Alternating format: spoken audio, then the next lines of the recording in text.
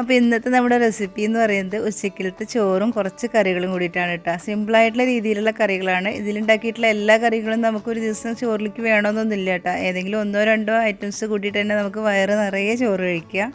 ഇതിലിപ്പോൾ ഞാൻ ഉണ്ടാക്കിയിട്ടുള്ള എല്ലാ റെസിപ്പിയും നല്ല ഈസി ആയിട്ടുള്ള രീതിയിലാണ് കേട്ടോ ഉണ്ടാക്കിയിരിക്കുന്നത്. അതുകൊണ്ട് തന്നെയാണ് എല്ലാം കൂടിയിട്ട് ഒരു വീഡിയോയിൽ കാണിക്കാമെന്ന് വിചാരിച്ചത്. അപ്പോൾ നിങ്ങൾക്ക് ഇതിൽ ഏതെങ്കിലുമൊക്കെ ഐറ്റംസ് ഇഷ്ടപ്പെട്ടു എന്നുണ്ടെങ്കിൽ എല്ലാവരും ഒന്ന് ട്രൈ ചെയ്ത് നോക്കുക. അപ്പോൾ നമുക്കിതൊക്കെ എങ്ങനെ ഉണ്ടാക്കുക നോക്കാം കേട്ടോ, അതിലത്തെ എല്ലാ റെസിപ്പീസും. അപ്പോൾ ആദ്യം തന്നെ ഞാൻ ചോറാണ് കേട്ടോ വയ്ക്കുന്നത്. ചോറ് വയ്ക്കാനൊക്കെ എല്ലാവർക്കും അറിയുന്നത് തന്നെയാണ്. ഞാൻ ജസ്റ്റ് എല്ലാം കൂടെ കാണിക്കുന്നില്ലേ എന്ന് കരുതിയിട്ട് ഒന്ന് കാണിക്കുന്നതെന്ന് മാത്രമേ ഉള്ളൂ. അതിനുവേണ്ടി ഒരു 7.5 ലിറ്ററിൻ്റെ കുക്കർ എടുത്തിട്ടുണ്ട്. അതിലേക്ക് 2 കപ്പ് അരി എടുത്തിട്ട് നല്ല പോലെ കഴുകിയതിന് ശേഷം കുക്കറിൻ്റെ ഒരു 1/4 ഭാഗം വെള്ളം വെച്ചിട്ട് നമുക്ക് സ്റ്റവ് ഓൺ ചെയ്തിട്ട് ഒരു വിസിലടിപ്പിക്കാം. എന്നിട്ട് കുക്കറിൻ്റെ കംപ്ലീറ്റ് പ്രഷറും പോയതിന് ശേഷം കുക്കർ ഓപ്പൺ ചെയ്തിട്ട് ഒരു സ്ട്രെയിനറിലേക്ക് നമുക്കത് ഊറ്റി മാറ്റി വയ്ക്കാം. അപ്പോൾ ചോറ് ഇവിടെ കിടന്ന് വെന്തോട്ടെ. അപ്പോഴേക്കും നമുക്ക് ചോറിലേക്കുള്ള കറിയുടെ പരിപാടികളൊക്കെ നോക്കാം കേട്ടോ.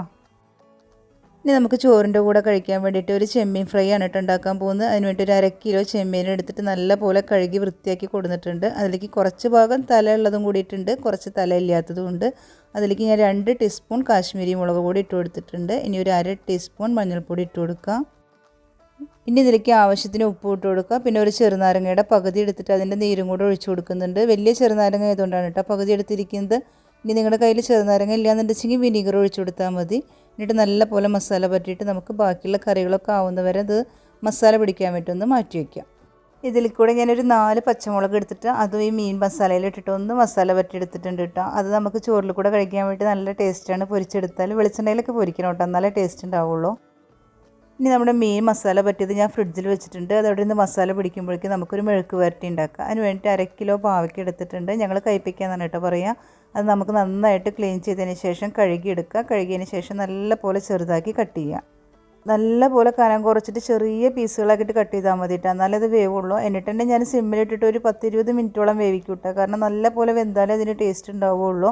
അപ്പോൾ നന്നായിട്ട് ചെറുതാക്കുക. നാട്ടിലെ കയ്പ്പിക്കുമ്പോൾ ഇത്ര വലിയ വേവ് ഉണ്ടാവില്ല കേട്ടോ, അതിനേക്കാൾ ഒരുപാട് കട്ടി കൂടുതലാണ് ഇതിന്. അതുകൊണ്ട് തന്നെ നല്ല പോലെ നമുക്ക് വേവിക്കാൻ വേണം. അപ്പോൾ ഞാനിതിപ്പോൾ കഴുകി വൃത്തിയാക്കി കൊടുത്തിട്ടുണ്ട്. ഇനി നമുക്കിത് നല്ല പോലെ കനം കുറച്ച് അരിഞ്ഞതിന് ശേഷം വേവിച്ചെടുക്കാം. അപ്പോൾ മെഴുക്ക് പുരട്ടി ഉണ്ടാക്കാൻ വേണ്ടി ഞാനൊരു ചട്ടിയിൽ ഒരു 4 ടേബിൾ സ്പൂൺ വെളിച്ചെണ്ണ ഒഴിച്ചിട്ടൊന്ന് ചൂടാക്കിയിട്ടുണ്ട്. അതിലേക്ക് ഒരു 10-12 ചെറിയ ഉള്ളി എടുത്തിട്ടുണ്ട്, 6 ഉണക്കമുളക്, 1 വെള്ളുള്ളി എല്ലാം കൂടിയിട്ടൊന്ന് ചതച്ചെടുത്തതാണ്. അത് നമുക്കിതിലേക്ക് ഇട്ട് കൊടുക്കാം. ഇത് അത്യാവശ്യം സ്പൈസി ഉണ്ട് കേട്ടോ. പിന്നെ എരിവ് കൂട്ടേണ്ടി വരില്ല, കുറയ്ക്കണമെന്നുണ്ടെങ്കിൽ കുറയ്ക്കാം. മീഡിയം ഫ്ലെയിമിലാണ് കേട്ടോ അപ്പോൾ വെച്ചിരിക്കുന്നത്. എന്നിട്ട് നമുക്ക് ഈ മസാല ഒന്ന് മൂത്ത് വരുന്ന സമയത്ത് നമുക്ക് അരിഞ്ഞ് വെച്ചിട്ടുള്ള കയ്പ്പയ്ക്ക ഇട്ട് കൊടുക്കാം. ആവശ്യത്തിന് ഉപ്പും കൂടി ഇട്ട് കൊടുത്തിട്ട് നല്ല പോലെ മിക്സ് ചെയ്തിട്ട് അടച്ച് വയ്ക്കുക. അടച്ച് വെച്ചിട്ട് ഒരു 5 മിനിറ്റ് കൂടുമ്പോൾ നമ്മളത് ഇടയ്ക്കിടയ്ക്ക് ഇളക്കി കൊടുക്കണം കേട്ടോ, അല്ലെങ്കിൽ ഇത് അടുക്കി പിടിക്കുള്ളൂ. എന്നിട്ട് ഞാനൊരു 20 മിനിറ്റ് എന്തായാലും ഇത് വേവിച്ചെടുക്കുന്നുണ്ട്. കാരണം നല്ല പോലെ വെന്താൽ മാത്രമേ ഇവിടെ ഇഷ്ടമുള്ളൂ എല്ലാവർക്കും. അപ്പോൾ നന്നായിട്ട് ഞാൻ വേവിക്കുന്നുണ്ട് കേട്ടോ. അപ്പോൾ ഇടയ്ക്കിടയ്ക്ക് ഇളക്കി കൊടുക്കാൻ മറക്കരുത്, അല്ലെങ്കിൽ അടുക്കി പിടിക്കും. അപ്പോൾ നമ്മുടെ കയ്പ്പയ്ക്ക മെഴുക്ക് പുരട്ടി നല്ല സിമ്മിലിട്ട് വെച്ചിട്ടുണ്ട്. അപ്പോൾ സാവകാശം ഇരുന്ന് വേവട്ടെ. അപ്പോഴേക്കും നമുക്കൊരു സിമ്പിൾ പുളിശ്ശേരി ഉണ്ടാക്കാം. സിമ്പിൾ പുളിശ്ശേരി എന്ന് പറഞ്ഞു കഴിഞ്ഞാൽ അത്ര ഈസിയാണ് കേട്ടോ. ബാച്ചിലേഴ്സിനായാലും ആർക്കായാലും പെട്ടെന്ന് ഉണ്ടാക്കാൻ പറ്റിയിട്ടുള്ള ഒരു പുളിശ്ശേരിയാണ്. അതിന് വേണ്ടി ഞാനൊരു സവോള എടുത്തിട്ടുണ്ട്. അതിൻ്റെ പകുതി ഭാഗം എടുക്കുന്നുള്ളൂ കേട്ടോ. പിന്നെ ഒരു വെള്ളുള്ളി എടുത്തിട്ടുണ്ട്. വെള്ളുള്ളിയുടെ ഫ്ലേവർ ഇഷ്ടമില്ല എന്നുണ്ടെങ്കിൽ നിങ്ങൾക്ക് ഒഴിവാക്കാം. ഞാൻ സാധാരണ ഇടാറുണ്ട് കേട്ടോ, അതുകൊണ്ടാണ് എടുത്തിരിക്കുന്നത്. ഇത് രണ്ടും കൂടിയിട്ട് ഒരുമിച്ച് തന്നെ നമുക്ക് ചോപ്പറിലിട്ടിട്ട് ഒന്ന് കട്ട് ചെയ്തെടുക്കാം. ഇനി നിങ്ങൾക്ക് കട്ടിംഗ് ബോർഡ് വെച്ചിട്ട് സ്ലൈസ് ചെയ്യണമെന്നുണ്ടെങ്കിൽ അങ്ങനെ ചെയ്യാം കേട്ടോ. ഞാനിപ്പോൾ ഒരു സിമ്പിളായിട്ട് കാണിക്കുമ്പോൾ നമുക്ക് ഏറ്റവും ഈസി മെത്തേഡല്ലേ വേണ്ടതെന്ന് വെച്ചിട്ടാണ് ഇതിൽ കാണിക്കാറ്. ഞാൻ സാധാരണ ഉണ്ടാക്കുമ്പോഴും ഇങ്ങനെ തന്നെ ചെയ്യാറുള്ളൂ കേട്ടോ. ഇനി ആ ചോപ്പറിലെ ബ്ലേഡ് അങ്ങോട്ട് മാറ്റി വെച്ചിട്ട് അതിലേക്ക് നമുക്കൊരു 4 പച്ചമുളക് കീറിയിട്ട് വയ്ക്കുക. പിന്നെ 2 കറിവേപ്പിലയുടെ തണ്ടെടുത്തിട്ട് അതും കൂടെ അതിൽ ഉരിഞ്ഞിടുക. എല്ലാം കൂടെ ഒരുമിച്ച് നമുക്ക് ചട്ടിയിലേക്ക് ഇട്ട് കൊടുക്കാൻ വേണ്ടി ഒരു ഈസി പരിപാടിക്ക് വേണ്ടിയിട്ടാണ് കേട്ടോ അങ്ങനെ ചെയ്യുന്നത്. ഇനി മിക്സിയുടെ വലിയൊരു ഗ്രൈൻഡർ എടുത്തിട്ട് അതിലേക്ക് 1 കപ്പ് തൈര് ഒഴിച്ചു കൊടുത്തിട്ടുണ്ട്. നല്ല കട്ട തൈരാണ് കേട്ടോ. എന്നിട്ട് നല്ല പോലെ ഒന്ന് അടിച്ചെടുക്കുക. നന്നായിട്ട് തന്നെ അടിഞ്ഞോട്ടെ കേട്ടോ. ഇനി പുളിശ്ശേരി ഉണ്ടാക്കാൻ വേണ്ടി ഞാനൊരു ചട്ടി വെച്ചിട്ട് ചൂടാക്കിയിട്ടുണ്ട്. അതിലേക്ക് ഒരു 3 ടേബിൾ സ്പൂൺ വെളിച്ചെണ്ണ ഒഴിച്ചു കൊടുക്കുക. വെളിച്ചെണ്ണ ഒന്ന് ചൂടായി വന്നു കഴിഞ്ഞാൽ അതിലേക്ക് ഒരു 1/2 ടീസ്പൂൺ കടുക് ഇട്ട് കൊടുക്കുക. കടുക് ഒന്ന് പൊട്ടിക്കഴിഞ്ഞാൽ ഒരു 1/4 ടീസ്പൂൺ ഉലുവയും കൂടി ഇട്ട് കൊടുക്കുക. എന്നിട്ട് ഒരു 3-4 ഉണക്കമുളക് എടുത്തിട്ട് ഒന്ന് പൊട്ടിച്ചിട്ട് കൊടുക്കുക.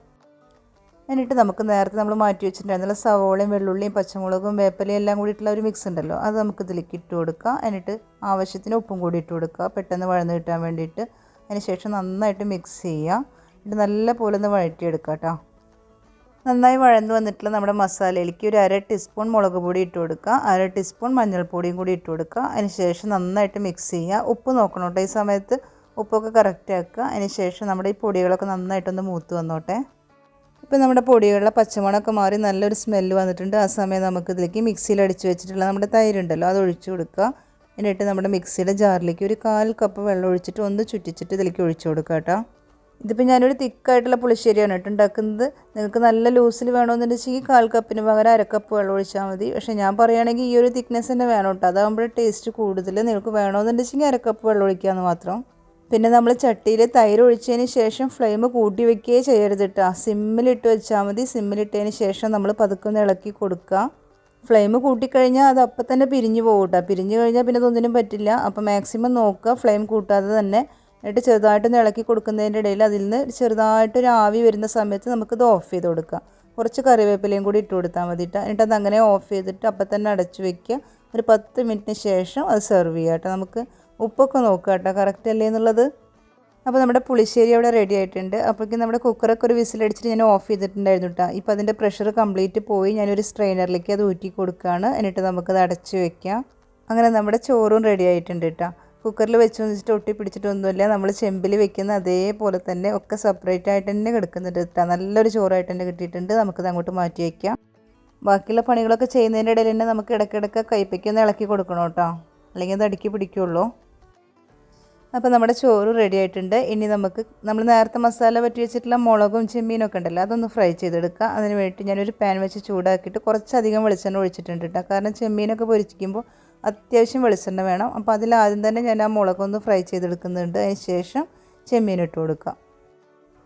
അപ്പോൾ മുളക് ഫ്രൈ ചെയ്തെടുത്തിട്ടുണ്ട്. ഇനി ആ വെളിച്ചെണ്ണയിലേക്ക് നമുക്ക് കുറച്ച് വേപ്പില ഇട്ട് കൊടുക്കുക. എന്നിട്ട് മസാല പറ്റി വെച്ചിട്ടുള്ള ചെമ്മീൻ മുഴുവനായിട്ട് തന്നെ അതിലേക്ക് വെച്ച് കൊടുക്കുക. എന്നിട്ട് എല്ലാ ചെമ്മീനും അതിൽ വെച്ചതിന് ശേഷം നമുക്ക് ഇളക്കി കൊടുക്കൊന്നും വേണ്ട. അതിൻ്റെ അടപ്പ് വെച്ചിട്ട് അങ്ങനെ അടച്ചു വെച്ച് കൊടുക്കുക. എന്നിട്ട് ഒരു 5 മിനിറ്റിന് ശേഷം തുറന്നു കഴിഞ്ഞാൽ അതിൽ നിറയെ ചെമ്മീനിൽ നിന്നുള്ള വെള്ളമൊക്കെ ഇറങ്ങിയിട്ടുണ്ടാവും. എന്നിട്ട് നമുക്കൊരു മീഡിയം ഫ്ലെയിമിലിട്ടിട്ട് ഇളക്കിയിട്ട് അതിലെ വെള്ളം കംപ്ലീറ്റ് വറ്റിച്ചെടുക്കുക കേട്ടോ. വെള്ളമൊക്കെ വറ്റിക്കഴിഞ്ഞാൽ പിന്നെ അതിലെ വെളിച്ചെണ്ണ ഉണ്ടല്ലോ അതൊക്കെ ഇങ്ങനെ തെളിഞ്ഞു വരും. അപ്പോൾ നല്ലൊരു സ്മെല്ലും ഉണ്ടാവും.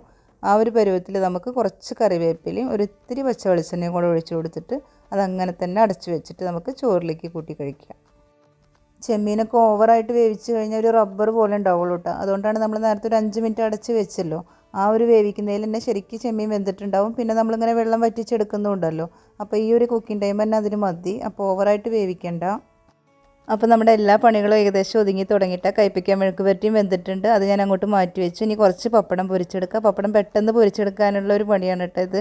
ഇങ്ങനെ ചെറിയ പീസായിട്ട് കട്ട് ചെയ്ത് കഴിഞ്ഞാൽ നമുക്ക് പെട്ടെന്ന് വറുത്ത് പോരാം. അപ്പോൾ നമ്മുടെ ഇന്നത്തെ സിമ്പിളായിട്ടുള്ളൊരു ഊണിൻ്റെ റെസിപ്പി ആയിരുന്നു. എല്ലാവർക്കും വീഡിയോ ഇഷ്ടമായെന്ന് വിചാരിക്കുന്നു. എല്ലാവരും ഒന്ന് ട്രൈ ചെയ്ത് നോക്കുക കേട്ടോ. എല്ലാം കൂടെ ഒരു ദിവസം ഉണ്ടാക്കിയില്ലെങ്കിലും ഇഷ്ടപ്പെട്ട വിഭവങ്ങളൊക്കെ ഓരോ ദിവസമായിട്ട് ഉണ്ടാക്കി നോക്കുക. ഇഷ്ടമായെന്നുണ്ടെങ്കിൽ ലൈക്ക് ചെയ്യുക, ഷെയർ ചെയ്യുക, കമൻറ്റ് ചെയ്യുക, സബ്സ്ക്രൈബ് ചെയ്യുക.